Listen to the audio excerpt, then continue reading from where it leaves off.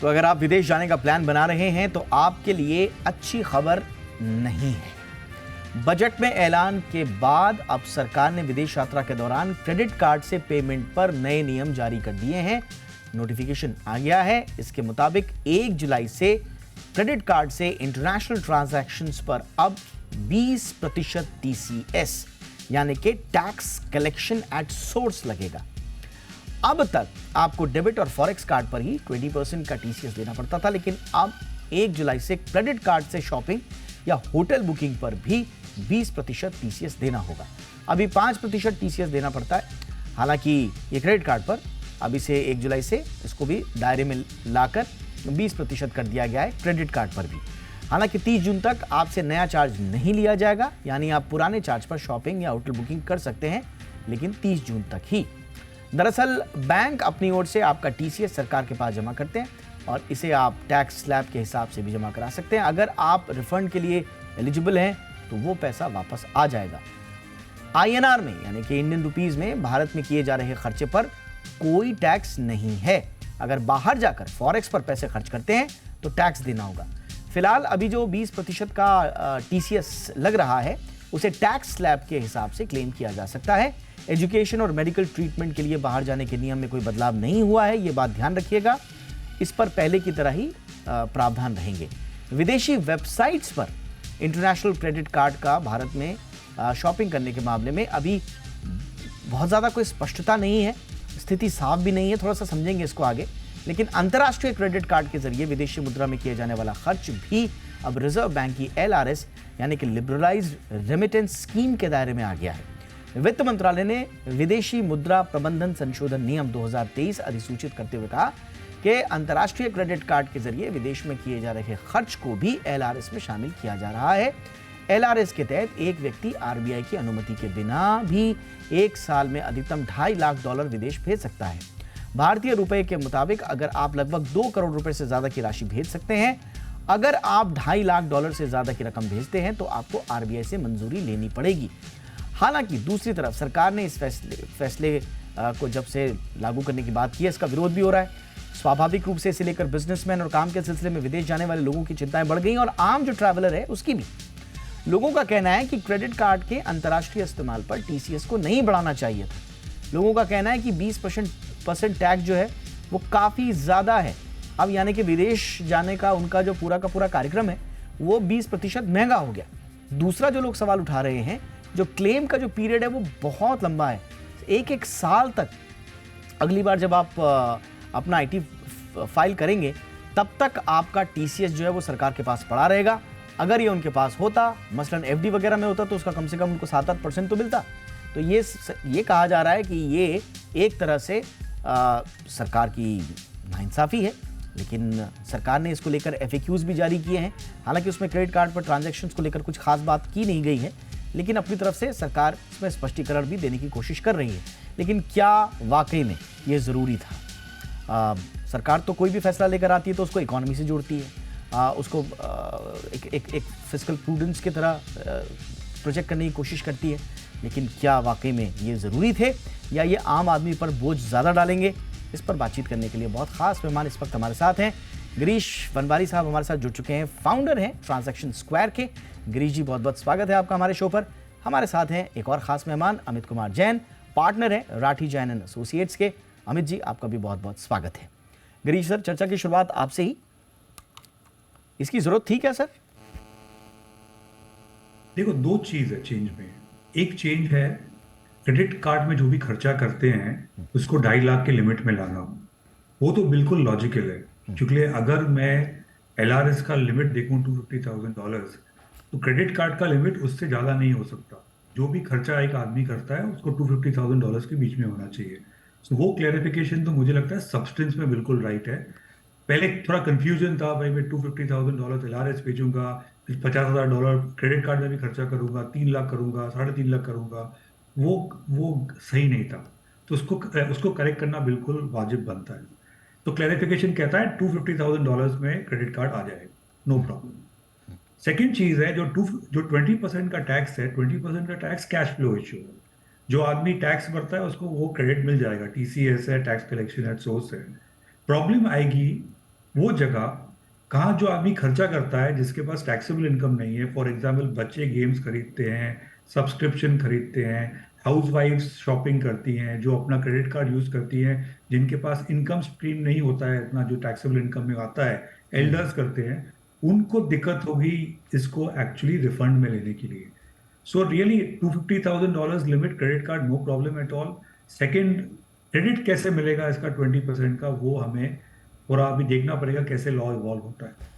But sir इसकी जरूरत क्यों पड़ी? मतलब गवर्नमेंट क्या ये देख रही थी कि विदेश जाने वाले लोग क्रेडिट कार्ड से बहुत ज़्यादा खर्चा कर रहे हैं, हमें इसका कुछ मिल नहीं रहा है, या मॉनिटरिंग बढ़ा रहे हैं? क्या मंशा क्या है इसके पीछे?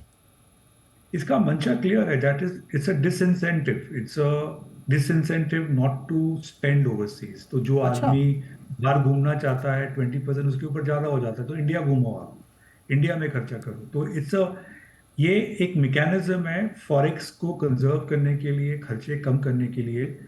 पर गवर्नमेंट कहती है भाई आप खर्चा करेंगे भी तो 20% अगर आप टीसीएस जमा भी कराएंगे वो आप क्रेडिट में मिल जाएगा, ऐसा नहीं खर्चा है, हम्म। खाली कैश फ्लो इशू बन जाता है। तो it's a disincentive for foreign currency expenses. ये ट्रैकिंग मैकेनिज्म तो नहीं है, चलो ट्रैकिंग मैकेनिज्म 1-2% में भी हो सकता है। It's a disincentive for you to go out and spend money in foreign currency. Okay, तो यानी कि सीधा सीधा समझें तो डिसइंसेंटिव अगर ये है तो सरकार ये चाहती है कि आप विदेशों में जाके ज़्यादा खर्चा वर्चा मत कीजिए। एक तो शायद मुझे जैसा समझ में आ रहा है कि फिर डोमेस्टिक ट्रैवल को सरकार बढ़ाना चाहती है, डोमेस्टिक कंजम्पशन को शायद सरकार ज़्यादा बढ़ावा देना चाहती है, संभवतः इसलिए ये चेक किया गया है। लेकिन एक आम आदमी जैसे जैसे थोड़ा सा उसके हाथ में पैसा आ रहा है वो भी चाहता है, उसकी होप्स हैं, एस्पिरेशंस हैं। अमित जी, आपको लगता है कि ये सही वक्त था ये फैसला लेने का कि क्रेडिट कार्ड पे, क्योंकि एकदम से हमने देखा सोशल मीडिया पे काफ़ी ज़्यादा एक तरह से लोग थोड़ा सा परेशान हो गए। सर अगर आप इसको एक्चुअल में नोट करो। जी बोलिए सर, हम सुन रहे हैं आपको।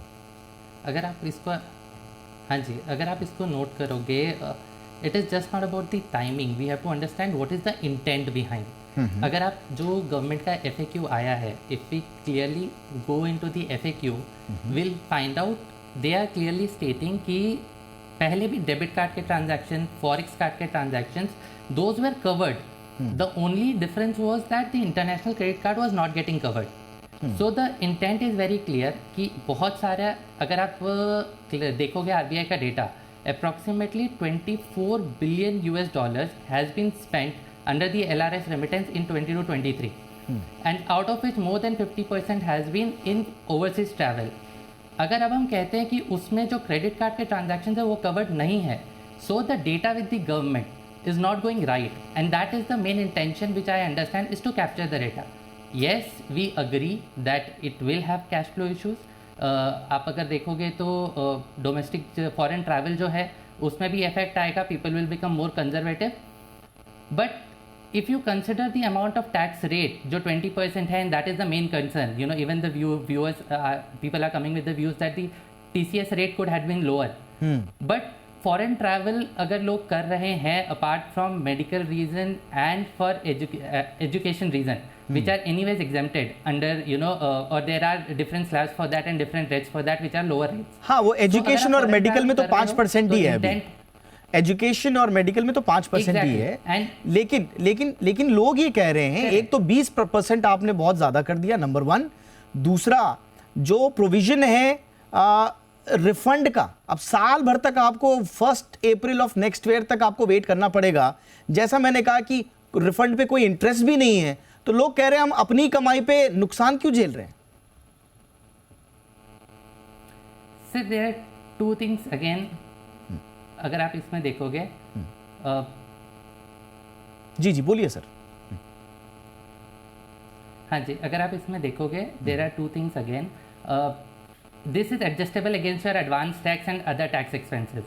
So if you are a salaried employee or a businessman, आपको anyways taxation pay करना है, which could be in the form of advance tax, TDS, taxes, you know, self-assessment tax that you deposit across the year. So this is adjustable against that. Even as an employee जो आपका TDS deduction होता है, if you give proper advance declaration to your employees, they will be liable to, you know, adjust your taxation accordingly, TDS deduction accordingly. So effectively effect किनको करेगा? Those set of people जिनके income correlate नहीं कर रहे with the kind of foreign travel expenses which you are doing और overseas travel expenses you are doing, and if there is a mismatch और you know there is not correlation between them, automatically this will have an effect जहाँ पे yes आपका advance में tax कटेगा and later on the timing difference would be there, and जो हम cost of capital कहते हैं that loss will be there in this particular thing, but we still need to see how the operational implementation happens to this particular the norm by the banks and financial institution, and if the travel right, if they are in advance plan, whether we can go ahead and apply for lower TCS certificates from the income tax authority to make sure the deductions are lower. अच्छा, ये ऐसा possible है कि advance में booking करके आप lower TCS के लिए कुछ अप्लाई करें, ऐसा कुछ है क्या? सर लोअर टीसीएस के प्रोविजंस है within the income tax act, अच्छा, and in most of the sections we have seen that the TCS benefits are being taken, but yes, it will again involve lot of complications and people हाँ, might intend to बिल्कुल, avoid वो it process बड़ी लंबी हो जाएगी। you need to go to a consultant. जी जी जी जी, ठीक है। Exactly, you need to go to a consult and आपको cost benefit analysis भी देखना पड़ेगा, ठीक है, because nothing would come Girish for sir, free. All right sir. Girish sir, इसमें कंज्यूमर के लिए कहीं कोई राहत की विंडो दिख रही है सर? मुझे लगता है जैसे 2-3 चीजें हैं। पहले तो अगर आप इंटरनेशनल बिजनेस ट्रैवल कर रहे हैं तो कॉर्पोरेट क्रेडिट कार्ड से करिए travel. Okay, international business travel कर रहे हैं तो कंपनी को ही खर्चा करने दीजिए, तो वो कुछ रुकना नहीं चाहिए। सेकंड इज, अगर आप कंज्यूमर हैं, अपने बच्चे से इंटरनेशनल चीजें नहीं खरीदाए, खुद खरीदे, खुद अपना लिमिट यूज करिए। चूंकि आप अगर खुद काम कर रहे हैं तो आपको टीसीएस अब्सॉर्ब करने में कोई तकलीफ नहीं होगी। It's like an advance tax which you are paying. तो थोड़ा अगर आप अपने आप को थोड़ा माइंडफुली करेंगे चीजें, तो ये खाली पास थ्रू टैक्स रहेगा। पर अगर आप रेकलेसली करेंगे, भाई अपने बच्चों से करा रहे हैं, अपनी वाइफ से करा रहे हैं, अपने बड़ों से करा रहे हैं, तो ऑब्वियसली उनकी शायद इनकम नहीं रहेगी जहाँ क्रेडिट मिल सकता है। तो थोड़ा माइंडफुली अगर आप करेंगे तो ये कोई इतनी बड़ी चीज नहीं है, इसमें एडजस्ट हो जाएंगे लोग, कोई इसमें तकलीफ नहीं है। चूंकि टीसीएस टैक्स नहीं है, it's a tax collection mechanism, जिसका क्रेडिट मिलेगा आपको। हाँ, बट एडवांस है सर, मैं समझ रहा हूँ आपकी बात, लेकिन एक आम आदमी के लिए, माना एक आम आदमी अपने परिवार को लेकर बड़ी मुश्किल से उसने पैसा जोड़ा और उसने बड़े लंबे समय से प्लान किया था कि वो दुबई लेके जाएगा। अब दुबई ले जाने के बाद उसने 3 लाख रुपए का उसका टोटल खर्चा था, अब 20% उसमें एक्स्ट्रा जुड़ गया, 60,000 रुपये एक्स्ट्रा। अब आज उसकी स्थिति नहीं है कि वो 3 लाख से ज्यादा आ पाए, साल भर बाद क्या होगा वो नहीं जानता, लेकिन इमीडिएट जो उसके ऊपर जो प्रेशर आ रहा है। जी, तो मुझे एक्सप्लेन करना चाहिए क्या होगा। हाँ जी, बताइए। 60,000 रुपये ज्यादा वो टैक्स भरेगा। हाँ। वो अपनी कंपनी को बताएगा मैंने 60,000 ऑलरेडी टीसीएस भर दिया है, मेरे कंपनी में कम टैक्स काटो। तो ऐसा नहीं है उसको टैक्स पैसा 1-1.5 साल के बाद मिलेगा। ओके। हर मंथ में उसका टैक्स जो कंपनी काटती है 60,000 से कम होता जाएगा ना। जो आदमी 3 लाख रुपया खर्च के बाहर जा सकता है, उसका सर्टनली आमदनी बहुत होगी, तो ये टैक्स ऑब्जॉर्व करने में कोई तकलीफ नहीं होनी चाहिए उसको। आप लॉजिक समझ रहे हैं? मैं समझ रहा हूँ, यानी कि जो कहा जा रहा है कि 1 साल का पीरियड का वेट करना पड़ेगा, वो आप कह रहे हैं कि कंपनी को इन्फॉर्म कर दो तो उतना लंबा आपको नहीं करना पड़ेगा, क्योंकि आपका जो टैक्स कट रहा है वो हर महीने उस हिसाब से कम कटेगा। एब्सोल्युटली। ओके। और जो आदमी 3 लाख खर्चा कर रहा है, उसका उतनी आमदनी होगी जो ये टैक्स इजीली अब्सॉर्ब हो जाएगा। अच्छा, ये तो मुझे लगता है खाली इसको बराबर प्लान करना चाहिए। ऐसा नहीं है भाई सब नुकसान हो गया, ऐसा कुछ नहीं है। ओके। अच्छा सर, अब जरा एक चीज हमें समझाइए, जो हमारे दर्शक पूछ रहे हैं। अगर मैं हिंदुस्तान में बैठा हूं या कोई बैठा है या बैठी है, और अगर वो इंटरनेशनल शॉपिंग कर रहे हैं, वो कहीं विदेश नहीं जा रहे हैं, यहीं बैठे बैठे इंटरनेशनल शॉपिंग कर रहे हैं, उनको लगेगा टीसीएस सर?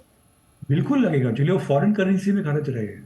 हाँ। मैं यहाँ बैठ के अगर मैं शॉपिंग कर रहा हूँ कोई बड़े ब्रांड की ओवरसीज, जिसका फॉरेन करेंसी में पैसा कट रहा है मेरे इंटरनेट क्रेडिट कार्ड में, तो मेरा फॉरेन करेंसी खर्चा हो गया। तो अगर वो फॉरेन करेंसी खर्चा हो गया, उस पर 20% लगेगा। तो यानी कि कोई विदेशी अगर कंपनी है सच एज नेटफ्लिक्स, अमेजॉन वगैरह, वो क्योंकि आईएनआर में काम कर रहे हैं, हम उनको पे आईएनआर में कर रहे हैं, वहां हमारा टीसीएस नहीं लगेगा। वहाँ टीसीएस नहीं लगेगा, चूंकि वो कलेक्शन आईएनआर में हो रही है, फिर आईएनआर में रेमिट हो रही है फॉरेन करेंसी पे। मैं पेमेंट कर रहा हूँ आईएनआर में, पर अगर मैं यहाँ बैठ के एक बुक ले रहा हूँ $20 मिलियन, $20 का कोई बुक ले रहा हूँ अमेजोन पे, और $20 कट रहा है, तो उस पर टीसीएस लगेगा। ओके। तो incentive is to spend in Indian rupees ना, कोई गलत नहीं है, चूंकि फॉरेन करेंसी डिप हो रही थी, तो उसको कंट्रोल करने के लिए किया गया था। पर आई रिपीट वंस अगेन, ये 20% टैक्स नहीं है, ये टैक्स कलेक्शन है, तो क्रेडिट मिलेगा। बिल्कुल हाँ, सर, ये एडवांस टैक्स है आपका एक तरह से। एडवांस टैक्स है। हाँ, पर अगर बच्चों से कराएंगे तो बच्चों के पास तो इनकम ही नहीं रहेगी, उनके उन्हें पास क्या इनकम होगा? नहीं है, वो फाइल नहीं कर पाएंगे तो उनको वापस भी नहीं मिल पाएगा। एक चीज़ और है सर कंफ्यूजन में, एक चीज़ और है, अगर मैं विदेश जाने का प्लान करता हूँ और मैं यहाँ बैठकर दुबई का या सिंगापुर का होटल अगर बुक करता हूँ तो मेरे को उस पर पड़ेगा? बिल्कुल पड़ेगा, एक्चुअली आपने रुपीस नहीं, फॉरेन करेंसी में खर्चा किया। ठीक है, और अगर मैं यहाँ से फ्लाइट बुक करता हूँ और वो ओवरसीज की फ्लाइट है, माना सिंगापुर एयरलाइंस की है, लेकिन किया मैंने इंडियन प्लेटफॉर्म से, तो उस पर डिपेंड्स अपॉन किसमें आपका क्रेडिट कार्ड किसमें कटता है, रुपीस में कटता है कि डॉलर में कटता है। अगर फॉरेन करेंसी में कटेगा तो फॉरेन करेंसी कंज्यूम होगी। ओके, ऑलराइट, तो ये कुछ So it is foreign currency expenses incurred on a credit card. ठीक है। अमित जी, आपका इस पर टेक फाइनल, क्या सरकार को कुछ तब्दीली इस पे लानी चाहिए? चलिए, उन केसेस में जहां पर आपने ऑफिस में इन्फॉर्म कर दिया जैसा कि गिरीश सर बता रहे हैं, लेकिन जो इंडिविजुअल केसेस होंगे जहां पर आपको 1 साल का वेट करना पड़ेगा, तो क्या रिफंड में अवधि को कम करके सरकार इस पे थोड़ा सा पुनर्विचार कर सकती है? There can be two options here. One, either to bring out a mechanism जहाँ पर हम इस तरह के specific transactions को pre-inform करके and based on our idea take a pre-permission for a lower rate, but that will be very complicated. And the simplest would be, if the intent is to capture the data, we can simply reduce the TCS rate. I think that will meet both the requirements. One, collection of information, and second, being more cash flow beneficial for the users. Alright, बहुत बहुत शुक्रिया आप दोनों का। आम लोगों के सवालों के बहुत सारे जवाब दिए आपने, बहुत बहुत शुक्रिया वक्त निकालने के लिए आप दोनों का। Girish Panwari sir, thank you so much sir. Amit ji, बहुत बहुत शुक्रिया।